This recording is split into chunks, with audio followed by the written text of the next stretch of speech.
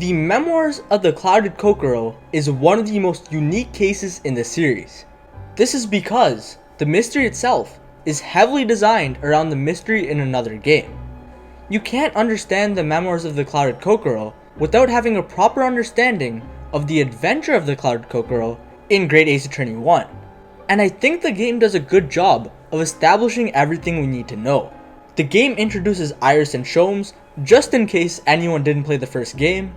The game also makes the player understand why Ryunosuke and Iris are looking back at the case and gives a concise summary of what happened in Case 4 of Adventures.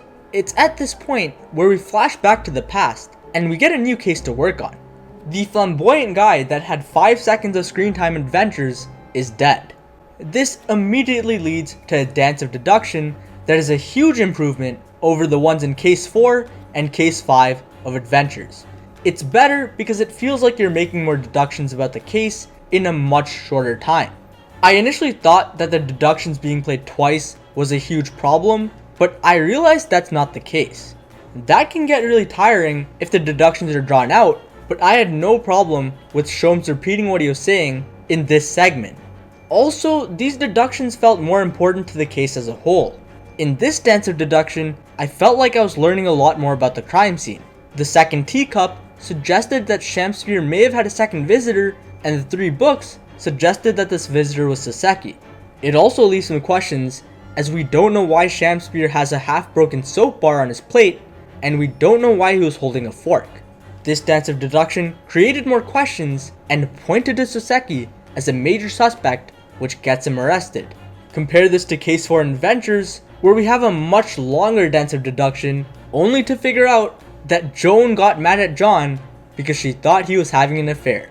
This deduction also has this amazing moment where we see a silhouetted Soseki going crazy with his poses. So yeah, that's cool. We also get more questions from Adventures answered as we finally understand how Mr. Garrett spies on his tenants. He uses the gas as a form of deduction, and that's honestly really cool. Bringing gas as an element to this case is a good way to take advantage of the older time period. Overall, this case is off to a great start. The only thing that makes me sad is that Shamsphere died. I really liked his character for the tiny amount of screen time he had, so I was bummed to find out that he just died. I almost couldn't believe it. How do you just kill off someone so extravagant? And then his fork drops. In a great WTF moment, William Shamsphere emerges and recites some soliloquy, and then he dies. Well, actually, he just faints. It's another really exciting moment. If you thought that was where the exciting moments end, you're wrong. Immediately after, we're introduced to the other dude that got 5 seconds of screen time. It's the guy who does weird poses and was bickering with Shamsphere in Case 4 of the first game. For some reason, he's looking through Shamsphere's window, and the moment he spots us, he runs, which is very suspicious. And they bring back the final question we had from the first game. Soseki talked about his lodgings being haunted. Soseki's situation in Britain is nicely told, and the writing does a good job of showing how dark his life is. When he goes outside of his apartment, he feels all the Brits staring and laughing at him. This makes him scared of going outside, but staying inside his apartment is just as bad. The reason the rent is so cheap is because the room is cursed. The previous occupant died within the room and no one understood why. Furthermore, Soseki feels like he gets suffocated by spirits during nighttime. He feels like he could really die. Well, couldn't he move to another place to live? Yes, but Soseki is poor, so he needs to live somewhere where the rent is cheap. Furthermore, his books are his only companions on the trip. It's his form of escape, and he needs money to spend on these books. Essentially, Soseki is trapped in this life of complete despair. This story does a really good job of making me care for Soseki and gives more clues about the mystery of what's going on. This also makes the pacing of the case a lot quicker, as we get good characterization, world building, and mystery all at once instead of getting them at separate times. Like, wow, what a great investigation. It also helps that we're back to the 2-day trial system. We don't have one long investigation that drags on, which makes the pacing a lot better. Although the investigation is great, the trial unfortunately has a lot of problems. More specifically, there are a lot of problems with the logic and the gameplay. The first contradiction isn't good. The problem here is the wording. Gregson says, the victim would have perfectly been able to lock the door after his guest left. And then he says, the argument still stands. You're supposed to object to this by presenting the medical report. The report says that the poison took effect at 1:30 a.m., which is way after the defendant left. The defendant left at 11 p.m. The problem with this objection is that the victim still would have been able to lock the door after his guest left. If the victim was poisoned after 11 p.m., then Gregson's statement hasn't been disproven at all. We just found a different inconsistency with the time. I suppose the real reason why we're presenting the evidence on the statement is the second part of Gregson's testimony, where he says the argument still stands. I think he's referring to his entire argument of Soseki being the culprit instead of his argument in this one piece of testimony where he argues that Shamspear was able to lock the door, but that's very unclear. But either way, that still doesn't matter, because what if Shamspear just drank his tea later on? It hasn't been made clear when Shamspear actually drank the tea. And then, Brock points this out a few seconds later, so why was there a contradiction in the first place? It's not a great start to the trial. But next up, we meet William Shamspear, and we also get to see Adrian B. Meterman.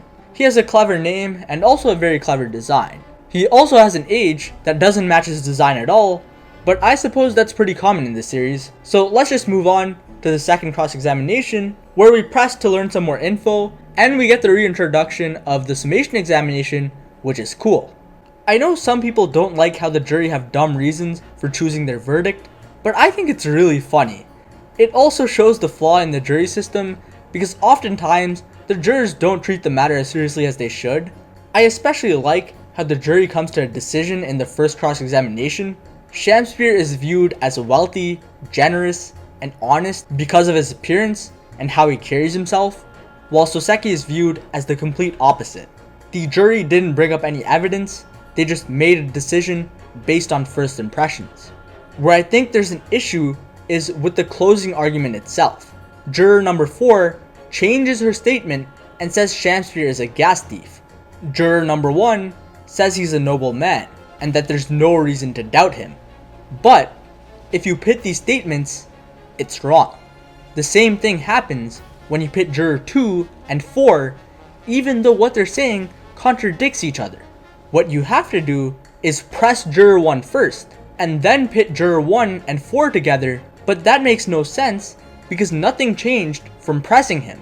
He just says he'll reconsider his position if we can show that the victim's a liar.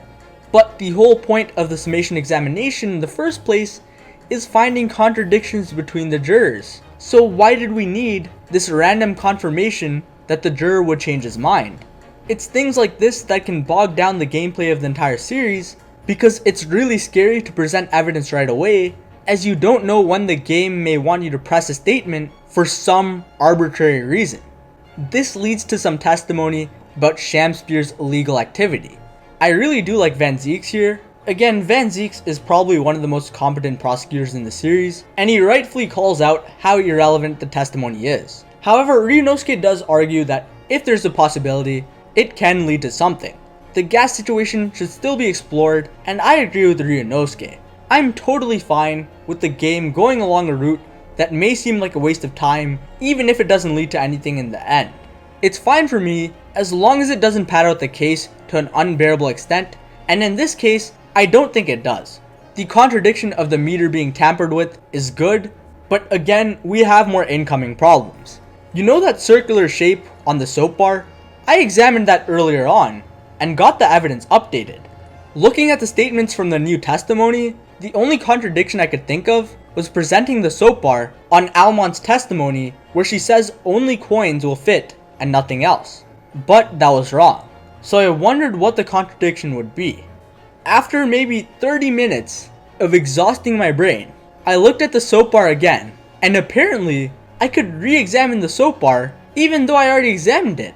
And the game never told me to re-examine it or anything. It just expects you to know that you should check that again even though you already did. And from my experience in the Great Ace Attorney Adventures, I never had to do that. So why did they randomly decide to do this right now? Well, I think this was not done on purpose because the evidence updates twice, which doesn't make sense. So yeah, I think there's a high chance that this is just a bug. However, this is a common error that I've seen people run into, so it's surprising that this wasn't found by the team if this was the case. I will say though, I really do like Shamsphere's trick. I think the freezing melting trick is one of the most clever tricks in the series, so points for that. The second investigation starts out good as they talk more about Kazuma and his mystery mission. Again, it's good to have this to remind everyone about that plot point and build Kazuma's character just in case some people never played the first game. We also get some more recap on Van Zieks and his role as the Reaper, which I think is fine because it's not overdone. It is necessary to catch up every player on what needs to be known, so I think the conversations about the Reaper, his killings, and his alibi are all good. In this investigation, we get to use some forensics and the gameplay doesn't feel tedious at all. You can figure out where the handprints are using hints earlier on in the case, so the mechanic is fine. Finding out what's hidden inside the floorboards is especially very interesting. The most interesting piece of evidence for me had to be the photo. We see Mr. Gyardab with another man. This was the same man that Olive Green had a picture of, but for some reason, his picture was under Shamsphere's floorboards. And he has that connection with Mr. Gyardab, and we know that Soseki said someone died before he took their room. Yeah, this picture connects so many things together, which is why it felt so good to receive it. There's a mystery element to the picture, and it's very satisfying when you connect the dots of what's going on. The other piece of evidence that is interesting is the treasure box. It's interesting because we expect to find a clue in it, but we find nothing. So what was inside that box? We also got the dark scene with Olive Green where she was about to drink poison. We'll leave the investigation there for now. I do think this investigation is awesome, but it's easier to discuss these plot points as we head on into the trial. The trial starts off interesting because only a few drops of tea were examined and no poison was found. I agree with Van Zieks. We can't be sure that the tea wasn't poisoned, so the trial must go on. I also like the contradiction with the teacups and their stains. The closing argument is also good as the game keeps its logic. The skin print photo can't be used as evidence as it's a Sherlock invention, but we can do it on the closing argument to convince jurors. This closing argument is the biggest we've seen from the duology yet, and we make a lot of progress from it, which is good. I also think the culprit accusation is good because the letter is pretty strong evidence. Now, I'll be honest, this culprit completely threw me off. This is one of the only times in Ace Attorney where I didn't figure out who the culprit was, and out of every culprit in the series, she's easily the one who fooled me the most. In hindsight, the letter is a pretty strong clue, but I thought about the letter in a weird way. Like, I believed Olive Green's lie about getting the letter, and then for some reason I thought Shamsphere mailed it to her, but only mailed it after he opened the letter, which doesn't really make sense, so I admit my logic was completely off with that one. But I do feel the way the two incidents connect is weird. So Olive Green goes to Shamsphere's place to set the poison. Now she just has to go back home or wherever she needs to go. But then that's kind of weird because now it's time for her to get stabbed by the knife that Miss Gyardab throws. And if you remember, Soseki said that he saw the victim walking in front of him. That means she was walking towards the Gyardab residence again. Why would she do that? If she gets out of the apartment, then she must have walked away from the Gyardab's apartment, but somewhere along the line, she started walking towards the apartment once again. This is never explained by the case, so it does make the case weaker. Sure, it's possible that could have happened. Maybe she forgot which way she needed to go and changed directions, or maybe she was just taking a walk around the entire town, but there's no real solid reason for her movements, and this makes solving this portion of the case less satisfying because the events of what happened feel more contrived. I can see why I was struggling to understand the order of events because some of it felt like it happened without good reason. I also don't understand why Shamspear confesses. So we figure out how to get Shamspear's treasure before he can get it, but so what? Why should Shamspear confess just because he can't get his treasure? What, does he not want to live anymore because he never got his treasure? Why would you confess to a crime and get sentenced to death just because you couldn't find a treasure? There's nothing to suggest that Shamspear doesn't have the will to live without this treasure he wants. He just confesses for no reason. Oh yeah, and for those of you who watched my video for ideas of a potential great Ace Attorney 3, well, Sholmes insults Soseki's mustache, and Susato says that a luxuriant mustache is a sign of physical prowess. I mean, it's practically destiny. Soseki and Sholmes have to enter the ring and settle this beef with a fight. If you're confused, just go watch my video about ideas for the third game. That will be there on the card above. But for now, let's focus on the characters, and I gotta say, I really like Olive Green. It was interesting to see her character slowly get darker as the case went on. Initially, she seems like a girl with low self-esteem and someone who worries far too often, but that disappears later on into the case. We see how she's furious that people use Duncan's death as an interesting story. It's on the news, and it's talked about all around town for a month or so as the spooky death, and then once that period of time fades away, Duncan is forgotten by all. Her anger is understandable, as she feels as if no one is taking the incident seriously. People don't view Duncan's death as a tragedy where someone lost their life. They view it as a mysterious phenomenon, an interesting story that they can talk about with their friends and family. And of course, soon afterwards, nobody cares anymore. The talk of town has died down. We see how far Olive Green goes, as she keeps coming back to Briar Road in the hopes that she'll learn something about Duncan's death. She couldn't let the incident go, and even took a huge risk in her plan. She didn't know for certain if Shamspear was guilty or not.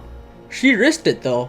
There was a chance she would have killed someone innocent, but her anger took over, and she decided to take the risk anyways. She was so consumed by rage that she believed her theory was right, and hoped that someone would die.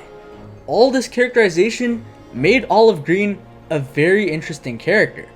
Initially, I also thought there was going to be some big identity twist with Olive Green, but that never happened. In case 4 of Adventures, they do say they might have gotten her name wrong, but that doesn't go anywhere in this trial. I'm not sure how much of this case they had pre-planned, but perhaps this case did go through some changes when they started writing the second game. I also really liked Shamspear.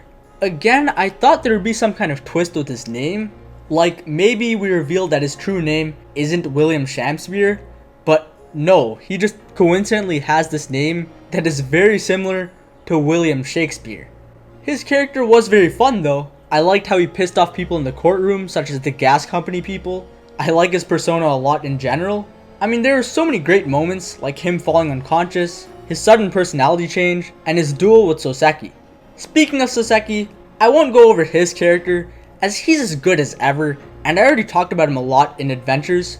The last 2 characters I want to talk about are the gas company people, and I didn't find the lady to be interesting, but I guess that's okay, she's just there for the trial. But I have to say, I am far more disappointed with Adrian B. Meterman.